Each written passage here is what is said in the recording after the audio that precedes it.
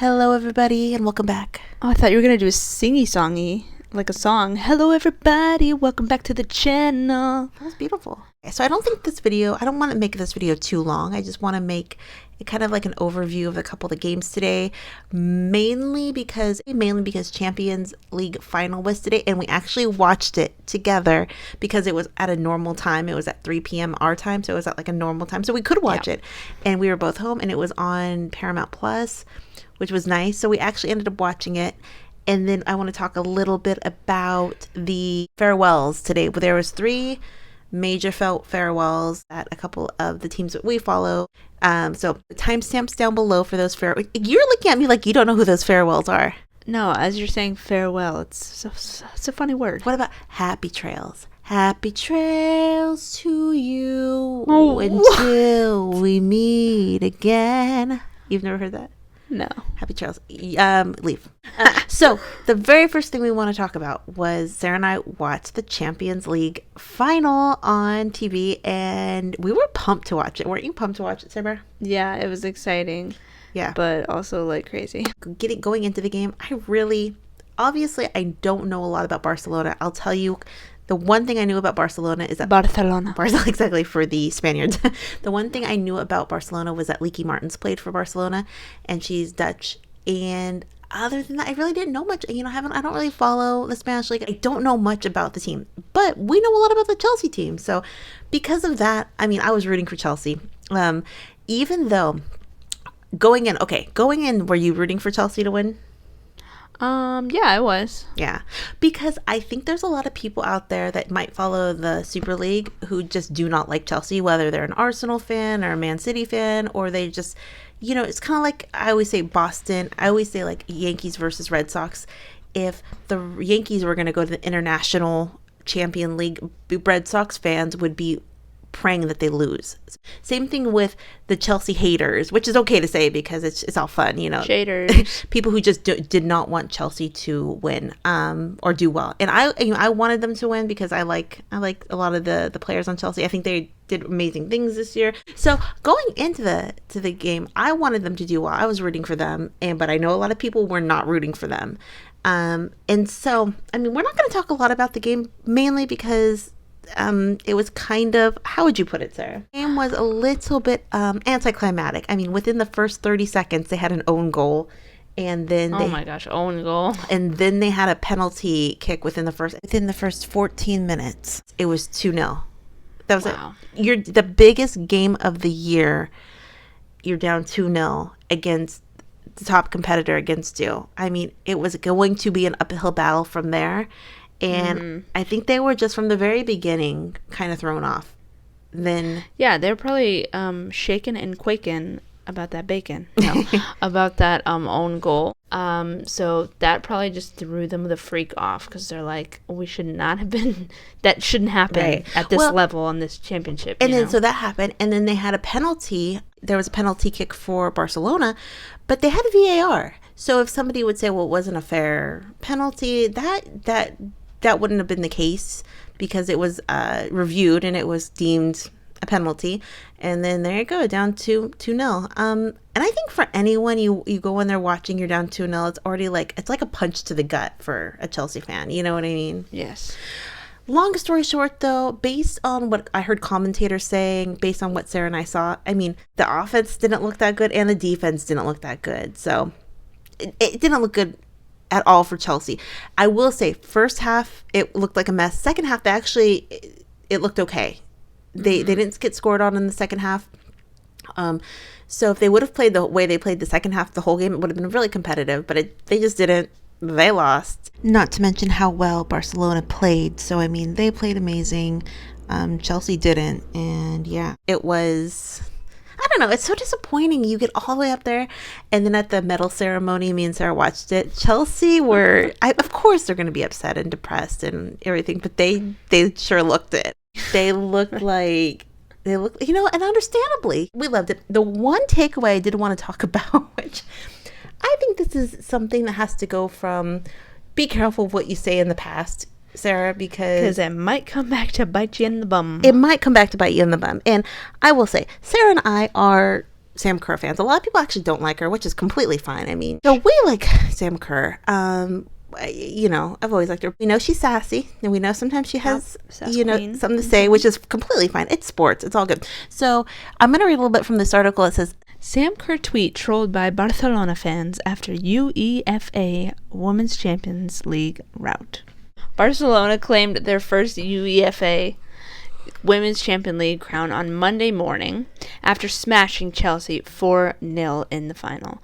Matilda's Sam Kerr could do little for the Blues as Barca opened the scoring after just 1 minute and made it to 4-0 by the 36th minute. After losing 4-1 against Lyon in the final in 2019, the win was particularly sweet for Barcelona fans, who were quick to rub the convincing victory in the face of Kerr. The Aussie innocuously tweeted 2 years ago that Barca weren't exactly competitive in their loss against Lyon, a statement that clearly cut deep for the fans of the Spanish club. Following their 4-0 win on Monday, Barca supporters flooded social media with barbs aimed towards Kerr and a tweet they waited 2 years to make light of. Okay, so what Sam Kerr tweeted 2 years ago when it was Barcelona versus Lyon, she said, against Barcelona, she says, and this is competitive, big eyes. And she said, we lose by more, question mark. And then, to quote Sam Kerr, and this is competitive. And then it says, congrats with Barcelona 4-0. Just a lot of memeage going on, a lot of memes. So many Barcelona fans were loving this because, you know, like Sarah said, the memes were out. You have to eat your own words. I mean, you say that 2 years ago. You have to own up to what you said.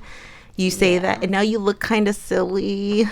And then... But nobody could have predicted this. Someone goes, we lose by more, question mark. And then someone goes, oh, Sam Kerr, it was a pleasure. Hey, Sam Kerr, is that competitive enough? Is that competitive enough for you? So I thought that was pretty funny because...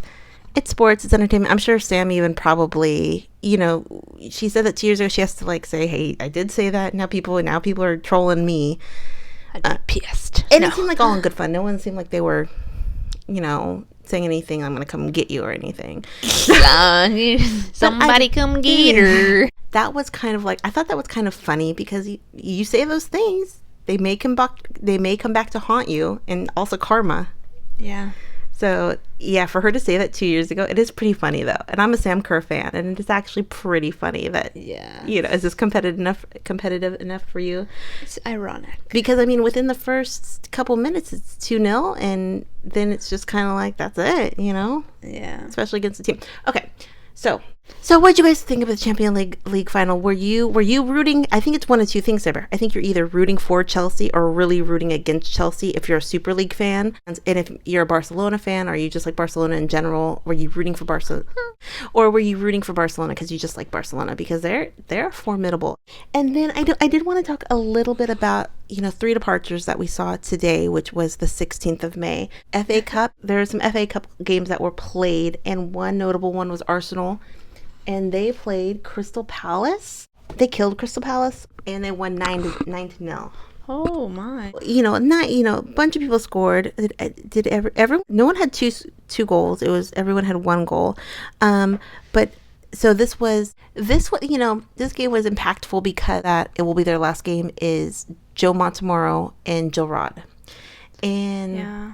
It's their last game. I'm sure most people who watch our channel know that Jill Rodd is going to Wolfsburg starting next season, and that's where she'll be. And a lot of Arsenal fans are pretty sad about it. She's major to the Arsenal squad. Iconic. Yeah, iconic. And she's one of the Dutch players who play on the squad. We love the Dutchies who play on the squad. Yeah. And she's going to Wolfsburg, so she's the last game. That's it. She did score in her last game, though. She scored in the 86th minute, which is, I mean, I love that. Last game. It's a way to go out. Yeah. Way to go out. So she left, and that was pretty, that's, I don't want to say sad, but for Arsenal fans it is. And then also it is Joe Montemurro's last game. Sarah and I did watch. So if you watch the Crystal Palace versus Arsenal game today, they had in the middle of the halftime, they had, I think it was pretty much all the players. I'm sure there was players who were not involved, but almost all of them gave heartfelt messages to Joe. Sarah and I watched it. What did you think about that, Sarah? A little too froofy for my style. Sarah does not like emotions like that. And Joe was kind of crying. So if I... Can you imagine my message if I was on there? I'd be like, thanks, Joe. It's been real. But that's why I don't know. Later. I don't know if everyone did a message. Maybe those people were just like, no, I'm good. Oh, well, I'm a VIP, so you'd have to. I would be the but best that's player in one the of those world. things. Say Viv or say, Jordan or Beth Mead didn't give a farewell message. They would be like, okay, there's something going on there. But they did. I can't think of someone who didn't. But it was sweet. Joe was close to crying, but I don't know. Maybe he felt like he just was overwhelmed or just felt like, I have to cry, So, what? I have to cry. I think of emotions that way. If I don't cry, I look like a weirdo. Because Sarah... No, if I cry, I look like a weirdo. I know, Sarah, Sarah's cried like twice in 11 years with me, so that's it. Wow, I'm a killer. You are a little bit. Thank you. So that was sweet. I mean, I did hear things that like some people didn't necessarily like his coaching style, and some people just wanted a new direction. But it seemed like they all had respect for him. You know what I mean? Tell me if I'm wrong. Oh, I want to say this. So someone sent me a text. Someone sent me a DM. I do not know if this is true, but somebody thought that they had read that they think DVD might be leaving and going to Lyon because they just read it somewhere, which could be true, couldn't. But at the end of the game, her and Jordan were really hugging, and it was like a really sweet hug. It looked like they were crying and stuff. So maybe more people are moving on that we don't know. I actually heard Viv was possibly going to Lyon as well. So is there going to be more people that are moving on? But someone specifically said that they heard Dan was moving on, which that'd be crazy, especially because that team has been so, I don't know, tight, So we'll see if that is true. The one last thing I'll talk about is it was officially Casey Stoney's very last game with Manunited. We talked about that the other day, that they, she's moving on. But she's missed moving on. Yeah, she had her last game with Manunited, and unfortunately they lost 2-3 against Leicester City, something like that. And so they're out of the FA Cup, which is kind of sad but they didn't have a bunch of their players too. But the one kind of notable thing that happened during this game was that Millie Turner left a really, really, really heartfelt message on her Instagram. And I'll put it on the screen as I'm talking about it. A special game for many reasons tomorrow. Casey, you have been the driving force and leader of this team. I personally can't thank you enough for everything you've done for me. The way you believed in me, the way you let me express the person and player I am. I have learned so much from you, and I'm so grateful to have worked with you for the past 3 years. They have, without a doubt, been some of the best times of my life. You're the most incredible mentor, coach, and leader, but most importantly, you're the most amazing person I have ever had the honor to play under. I speak for everyone when I say we will always fight for you and what you believed in, and we will do everything we can to continue to make you proud. Thank you, Case, from the bottom of my heart. Heart emoji. I mean, that's pretty intense. That's about as loving as you can write, practically.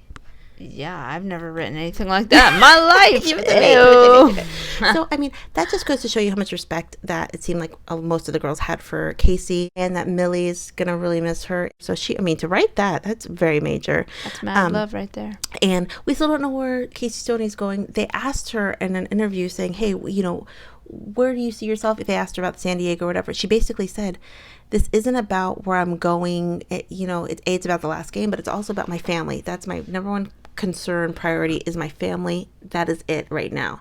But she means it. Yeah. Because I feel like when men say it, it's like... They just say it. Yeah. And women actually... Well, and that's women the thing. mean it. A lot of people think even if she takes the San Diego job, that she might not even move her family over, A lot of times coaches do that, So...